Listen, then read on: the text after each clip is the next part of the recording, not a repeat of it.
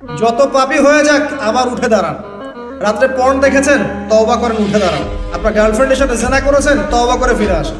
মাদক সেবন করেছেন, ইনস্ট্যান্ট তওবা করে ফিরে আসেন। কারো ক্ষতি করেছেন, তওবা করে ফিরে আসেন। মানে আপনি নামাজটা ছাড়েন না।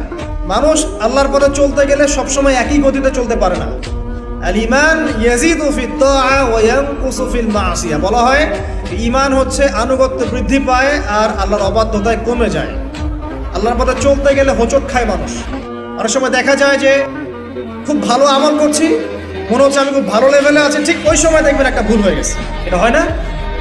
বা স্লিপ করে না মাঝে মাঝে? ওই সময় আবার উঠে দাঁড়াবেন, আবার তওবা করে ফিরে আসেন, ওযু করে ফিরে আসেন, আবার জায়নামাজে মুসল্লায় দাঁড়ান, সালাত পড়েন। সালাত ছাড়েন না ইনশাআল্লাহ। কারণ নবী সাল্লাল্লাহু আলাইহি ওয়াসাল্লাম বলেছেন, লা তাতরুকান্না সালাহ ইয়া মুআজ, হে মুআজ রাদিয়াল্লাহু আনহু, কখনোই সালাত ছেড়ে দিও না।